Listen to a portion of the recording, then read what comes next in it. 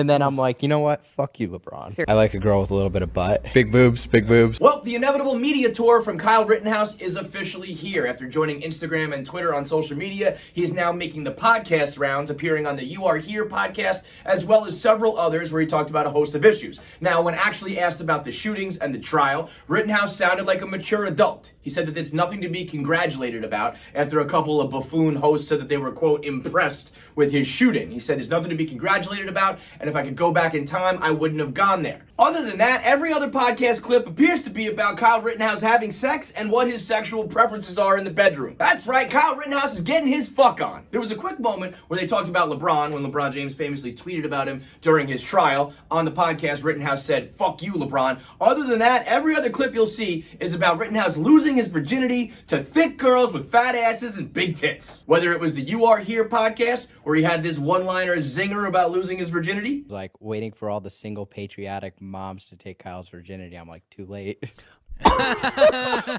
Woo! Or whether it was this appearance where he said that he likes big boobs. What are you looking for in a woman?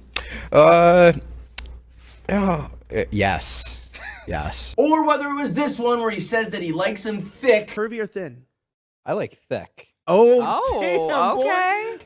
We now know way too much about the sex life of Kyle Rittenhouse. I mean, one more podcast appearance and this kid was going to be saying that he likes boobs because they feel like bags of sand. And sure, this might be the cringiest thing you've ever seen in your life. Yes, he comes across as the biggest dork in America. But at the end of the day, he is just an 18-year-old kid. He probably is excited that he just lost his virginity. He's probably trying to get into Poop Girl's diaper as we speak. He's just a kid who's happy to be having sex.